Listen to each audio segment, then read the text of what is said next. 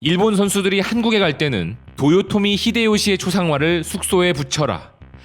대한체육회 관계자들이 도쿄올림픽 선수촌 한국동에 내건 신에게는 아직 5천만 국민의 응원과 지지가 남아있사옵니다 라는 현수막에 대한 일본 네티즌의 반응입니다. 마이니치 스포츠를 비롯 다양한 매체들이 이에 대해 보도하고 있는데요. 이 메시지가 의미하는 바는 이순신 장군이 조정에 올린 장계 내용인 상유12 순신불사, 신에게는 아직 12척의 배가 있고 저는 죽지 않았습니다 라는 내용이 떠오르기에 일본 매체와 네티즌들은 눈이 뒤집어진 것인데요. 우리에게도 알려진 것처럼 일본이라는 나라가 가진 이순신 장군에 대한 트라우마는 공포를 넘어 적장에 대한 존경심으로까지 이어질 정도로 엄청난 것이기에 이들은 이 문구가 정치적인 목적을 상징한다 확신하고 있는 것이죠. 일본 네티즌들은 확신범이다. IOC는 엄격한 처벌을 부과하라. 책임자에게 현수막을 내건 경위와 의도를 묻고 엄연한 대응을 해야 한다. 올림픽 보이콧을 멈춘 것은 일본에서 반일 활동을 하기 위해서였다. 한국 기자들은 입국 시간이 오래 걸린다고 법석을 떨었고 독도 배지 달기를 보도하기도 했다. 더 이상 한국의 올림픽 정치 이용을 허용할 일이 아니다. 이런 나라와는 연관이 없는 것이 제일이며 빨리 국교를 단절해야 한다. 격렬한 반일 교육을 어릴 때부터 계속 받았다는 것을 알 수 있다. 근대화에 도움을 준 일본을 악으로 삼고 이렇게까지 원망하는 것은 역사 교육의 무서움이다. 한국이 투트랙 노선으로 일본 젊은이들을 타깃으로 하고 있는 교활함을 일본의 젊은이들도 알아야 할 텐데 그것도 모르고 범죄에 휘말려 있는 젊은이들이 너무 많다. 분명히 올림픽의 정치 이용이다. 출전 정지 조치를 기다리겠다. 라는 반응들을 보이고 있습니다. 교육이라, 역사라. 참 재미있는 표현인데요. 역사 이야기가 나왔으니 오늘 일본의 역사적인 부분을 통해 도쿄올림픽의 절망을 말씀드려볼까 합니다. 과거 여몽연합군의 일본 정벌을 막아주었다는 신풍. 일본을 지켜주었다고 그들이 믿는 그 태풍의 이름은 신의 바람, 가미카제이죠. 이후에도 일본은 그것을 세계대전에서 자살특공대의 이름으로 차용하였고 6.25 전쟁 덕분에 굶어 죽던 일본이 살아난 일에 대해서도 이 신풍이라는 이름을 사용했으니 정말 용서 못할 부분인데요. 그런데 일본을 돕는다는 그놈의 신풍이 이번에는 고장이 난 건지 방향을 잘못 잡아 도쿄로 향했고 도쿄에는 최대의 역풍이 되고 있는데요. 개막 즈음에서 실제로도 태풍 소식이 들려오는 것을 보면 인류를 위협하는 재전을 연 것에 대해 신의 분노가 일본을 향하고 있는 것이죠. 그리고 현실에서도 역신풍은 제대로 불고 있습니다. 마이니치를 비롯한 주요 외신들은 도쿄도 내 확진자가 1308명으로 급증하였으며 1300여 명을 넘은 것은 1485명을 기록했던 올해 1월 21일 이후 반년 만이라 보도했고 뉴욕포스트도 도쿄올림픽을 일주일 앞두고 확진자가 급증하고 있다 보도하고 있는데요. 추세상으로 보았을 때 이 상황은 감소보다는 폭증으로 이어질 것으로 보인다고 합니다. 세계적인 추세의 델타 변이로 인해 이 부분은 어쩔 수 없다고 할 수도 있으나 문제는 일본이 전 세계인들을 맞이할 준비가 전혀 안 되어 있다는 점이죠.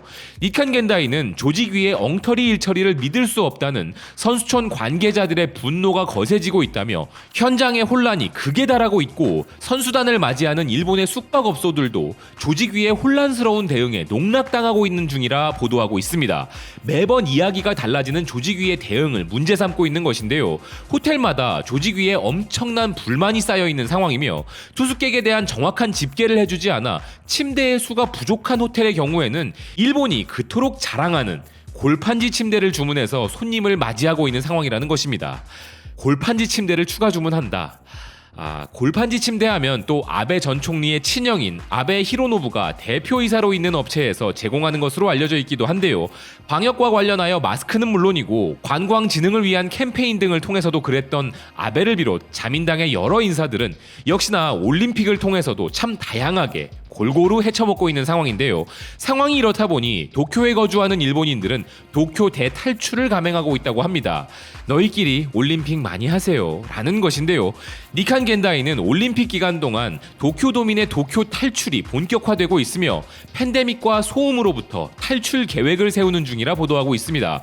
기사는 네 번째 비상사태 선언이다 보니 자숙을 지키지 않는 사람이 많아지고 있지만 이번 비상사태 선언은 올림픽으로 인한 교통규제나 정치 정체 등도 합쳐져 그 불편함이 어느 때보다 강해지고 있으며 정부에서는 자숙을 요구, 올림픽이 끝날 때까지 집에 틀어박혀 TV나 보라는 것에 대한 반발이 있다는 것인데요.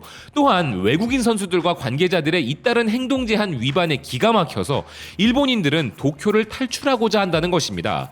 그런데 이런 도쿄도민들의 우려는 단순한 우려가 아니라 현실입니다. 실제로 일본의 방역 지침 따위 개나 줘버리라는 외국인들이 즐비한 상황이라고 하는데요. 리테라의 보도에 따르면 해외에서 입국하는 외국인 관계자들은 3일간 자가격리에 들어가야 함에도 불구하고 입국한 당일부터 자유롭게 산책을 다니고 있어서 일본 정부가 약속했던 버블 방역 방식도 3일간의 격리도 모두 거짓말이었다 보도했습니다. 아니나 다를까 순식간에 버블 방역은 무너져 전혀 기능을 못하고 있다는 것이죠. 스가 총리가 기자회견에서 올림픽 관계자들의 동선은 호텔과 사전에 제출된 외출지로 한정되어 일본 국민들과 접촉할 일이 없다고 말한 부분이 아직 개막도 하기 전에 이미 무너져 버렸다는 것입니다. 아울러 대회 관계자들이 편의점이나 레스토랑을 이용하는 것에 대해서 조사하거나 기록하지 않고 있으며 그나마 수집한 정보조차 숨기고 있다는 것인데요. 그리고 기사는 이에 더해 결정적인 우려를 전하고 있습니다. 그것은 일본을 방문한 사람들로부터 감염이 확산되는 것을 넘어 일본의 변이 바이러스가 발생해 각국으로 수출되는 게 아닌가 하는 것이며, 실제로 브라질 선수단이 사전 합숙 중인 시즈오카현 하마마츠시의 시설에서 종업원과 일가족 포함 8명의 확진자가 발생했다는 것인데요. 결국 도쿄올림픽은 평화의 제전이 아니라 변이의 제전으로 변할 가능성마저 있는 전대미문의 비상사태라 기사는 비난하고 있습니다. 그럼 우리 선수단과 관계자들이 조심해야 할 것은 일본인들과의 접촉을 경계하는 것뿐일까요? 아니죠. 우리 선수단이 우려해야 할 또 다른 대상들은 그들이 어쩔 수 없이 접촉하게 되는 백신을 접종하지 않은 해외 선수들도 있습니다. 미국 뉴스 매체 악시오스는 IOC가 슈퍼 전파에 대한 위험을 줄이기 위해 일련의 주요 변경 정책을 막판에 내놓았지만 특히나 강력한 도구로 할 수 있는 백신 접종 명령을 사용하는 것을 거부했다면서 이로 인해 감염의 위협이 올림픽 선수촌을 덮을 것이고 궁극적으로 그 너머까지 확장될 수 있다 보도하고 있는데요. 많은 선수들이 예방접종을 선택했지만 수영 선수 마이클 앤드류는 경기력에 영향을 줄 수 있다는 두려움 때문에 백신 접종을 거부했고, 이런 선수들은 더 있다는 것인데요. 베네수엘라와 나이지리아 같은 국가들은 도쿄에 대규모 선수단을 보내고 있지만 전체 인구의 고작 1%만이 백신 예방접종을 한 국가이며 선수들에게 백신을 제공하겠다고 한 화이자이지만 실제로 얼마나 많은 선수들에게 백신이 도달했는지에 대해 화이자는 언급을 피했다는 것입니다. 중국올림픽위원회 역시 선수들에게 비슷한 약속을 했지만 실제로 몇 명이 백신을 맞았는지는 불분명한 상황이며 일부 국가 선수들은 예방접종을 받을 기회도 없이 도쿄에 도착할 것이 거의 확실하다는 것인데요. 심지어 IOC 관계자들조차 100% 의무접종 상태는 아니라고 합니다. IOC 직원들과 미디어 관계자들의 70-80%만이 백신 접종을 한다는 것인데요. 또한 기사는 무관중 결정은 잘한 것이지만 그래도 여전히 일본의 자원봉사자들이나 지역 노동자 등 수천 명의 사람들이 있을 것인데 이들 모두가 백신 접종을 한 상태는 아니라며 현재 전염병 전문가들은 올림픽의 감염 테스트나 환기에 대한 프로토콜이 NBA나 NFL에서 사용되는 프로토콜에 크게 미치지 못한다는 우려를 표했다는 것입니다. 팬데믹의 초절정에 치르는 도쿄올림픽, 이는 일본 내부로 역신풍이 될 것이고 전 세계의 재앙으로 이어질 것이 확실합니다. 아울러 자연재해와 악취가 풍기는 물속에서 경기를 치르게 될 선수들의 운명도 확실하며 살인더위는 선수들의 경기력을 떠나 생명의 위협을 가할 수준이 확실시되고 있는 상황이죠. 이런 자연재해에 인재를 추가하는 일본의 수준 낮은 재난 대응력을 생각해 본다면 일본을 돕는다는 그 신이 도대체 무슨 신인지는 몰라도 이번엔 그 신의 분노를 잠재우기가 어려울 것 같다는 생각입니다. 시청해주셔서 고맙습니다. 또 뵙겠습니다.